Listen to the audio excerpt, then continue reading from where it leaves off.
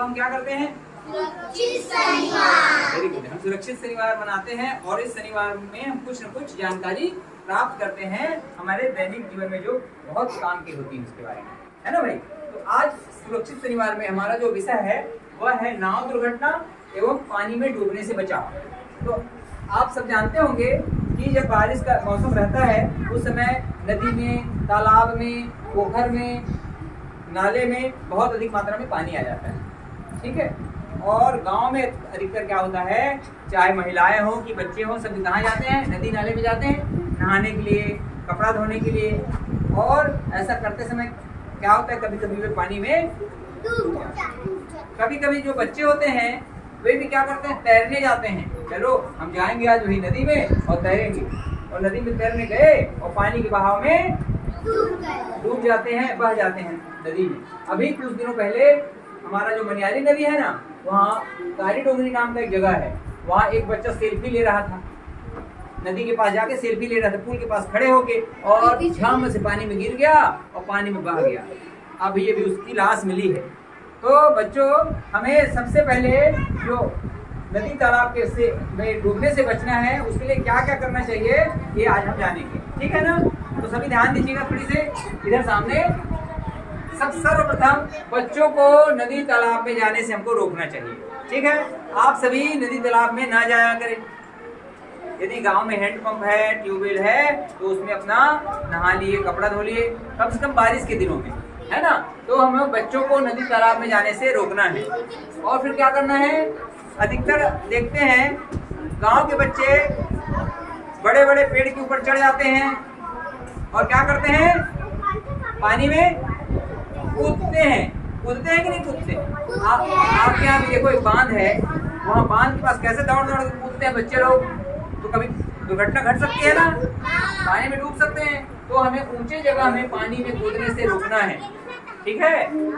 नदी तालाब में ऊंचे जगह से या टीले में चढ़ करके हमें पानी में नहीं कूदना है, क्योंकि ऐसा करने से हो सकता है हमारा दम घुट जाए, है ना, पानी में गिर करके। तो हमें कूदना नहीं है।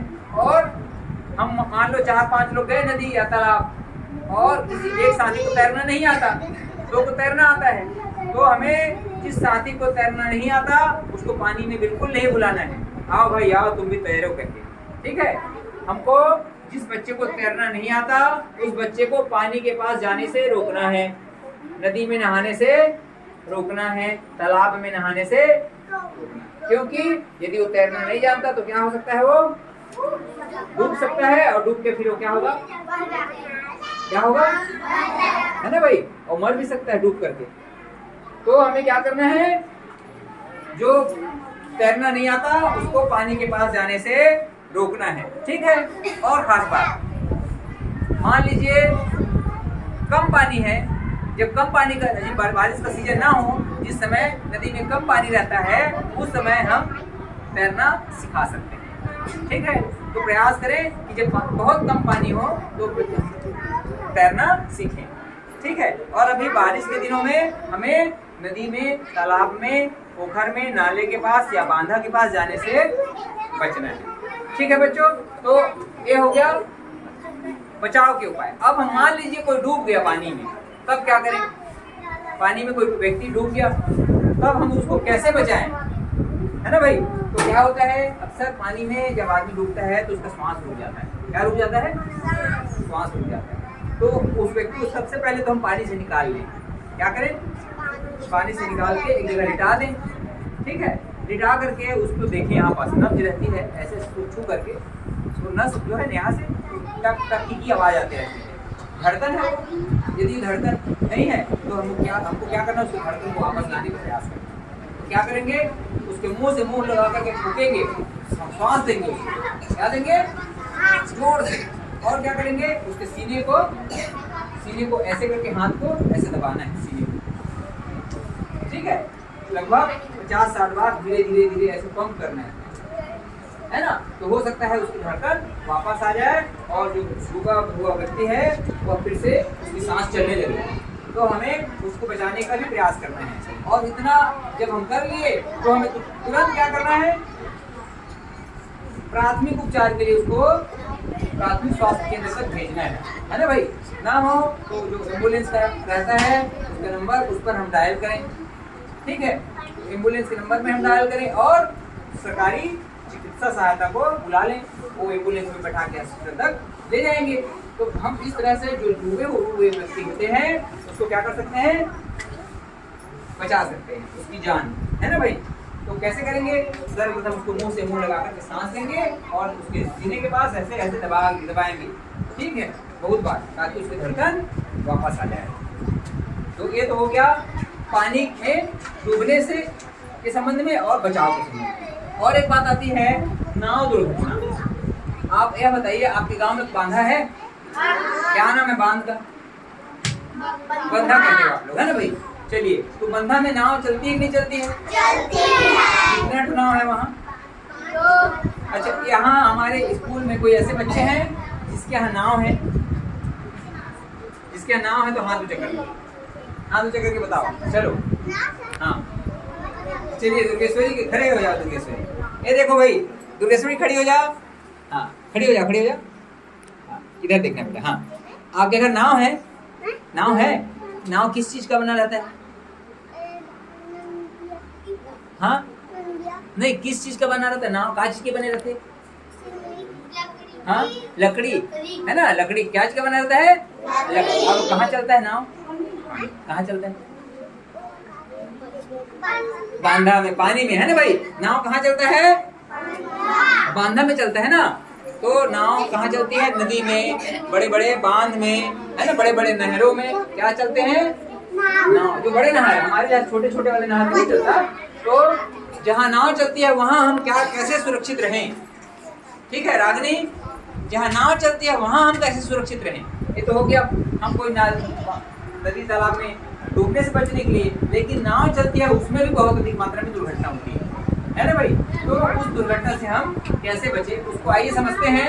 इधर देखिए सभी लोग, जब हम नाव की यात्रा कर रहे हो, ठीक है, तो क्या करें? आवश्यकता से अधिक भरी नाव में ना बैठे।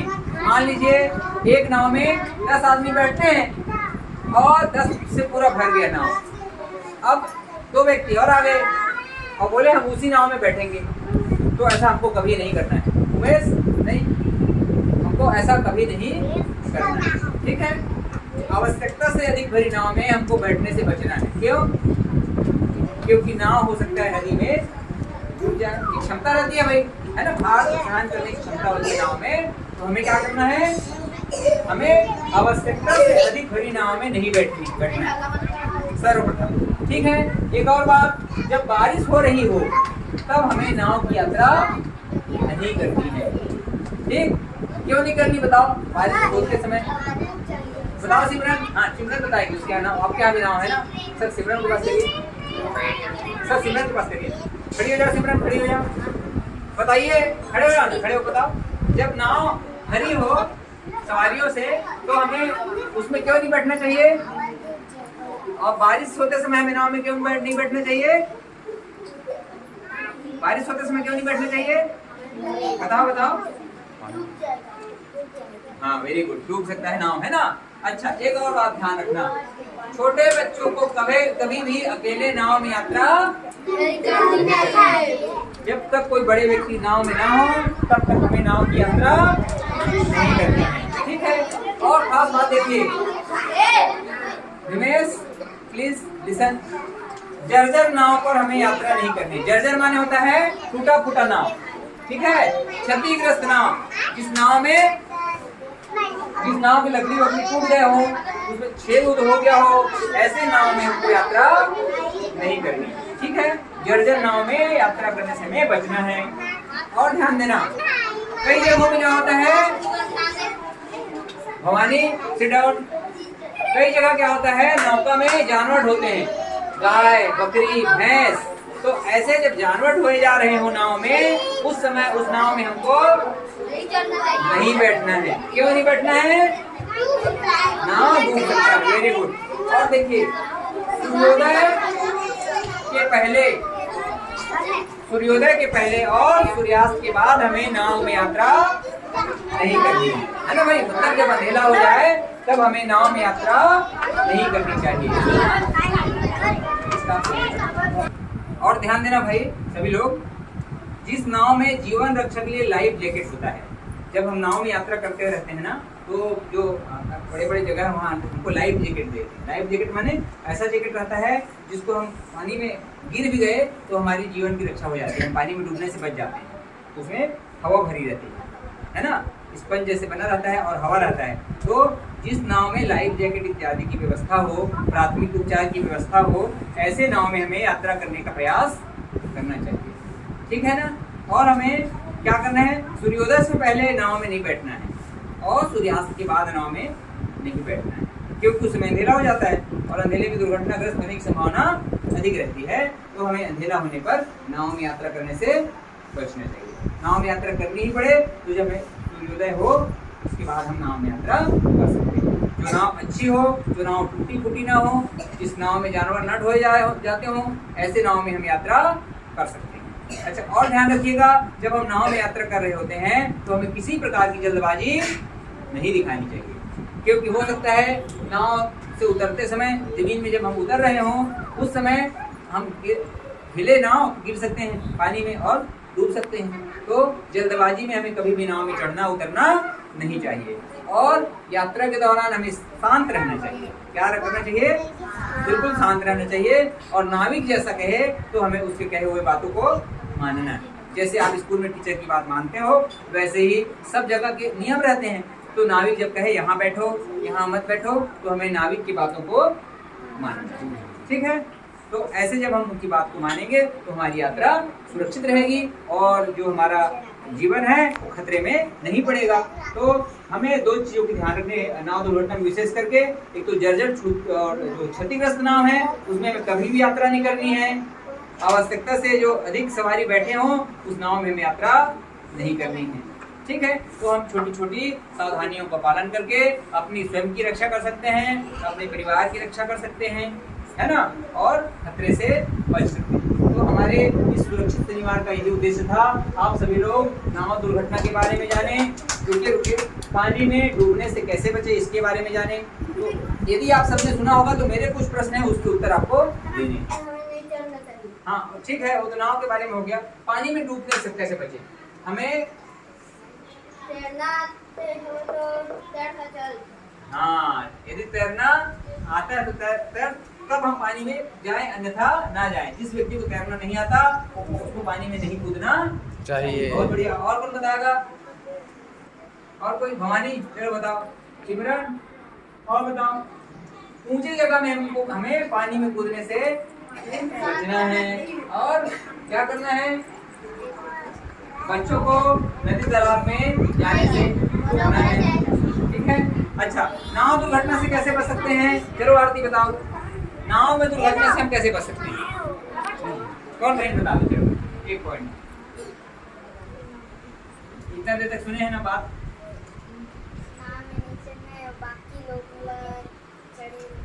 क्या चीज? हाँ, जब बारिश हो रही हो तो हमें नाव में चढ़ने से बचना है। और जब नाव भरी हो, आवश्यकता से अधिक यात्री उसमें सवार हो, तब हमें ऐसे नाव पर नहीं बैठना है, ठीक है। और कोई बताएंगे? और कोई थोड़ा सा बिल्कुल बता रहा हूँ मैं ना, ध्यान से सब लोग फिर से सुनेंगे। हमें पानी में डूबने से बचने के लिए क्या करना चाहिए? बच्चों को नदी तालाब में जाने से रोकना चाहिए, ठीक है। और क्या करना चाहिए? ऊंचे जगह से पानी में कूदने से हमें रोकना चाहिए। और क्या करना चाहिए? तैरना नहीं जानते तो पानी में हमें नहीं जाना चाहिए। और सावधानी और विशेष क्या है? मान लो कोई व्यक्ति इतना करने के बाद भी डूब गया पानी में, तब हमें उसकी जान बचानी है। तब हम क्या करें? डूबे हुए व्यक्ति को पानी से निकाल करके उसको प्राथमिक उपचार देना है। यदि उसकी नब्ज चल नहीं रही है तो हमें क्या करना है? सांस देना है उसको और छाती के पास ऐसे बार बार दबाना है ताकि उसकी धड़कन वापस आ जाए। इस तरह से हम उसकी रक्षा कर सकते हैं। ये तो हुई इसके संबंध में, पानी में डूबने के संबंध में। और नाव दुर्घटना के संबंध में बातें इधर लिखी है। क्या करना है? आवश्यकता से अधिक भरी नाव में नहीं बैठना है।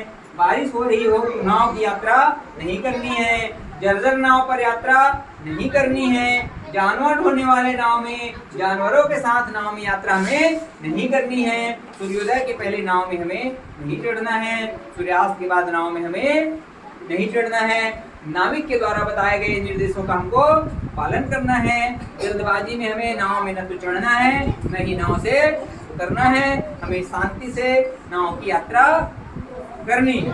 ठीक है बच्चों, तो इस तरह से हम छोटी छोटी बातों का पालन करके अपना जीवन सुरक्षित रख सकते हैं। धन्यवाद।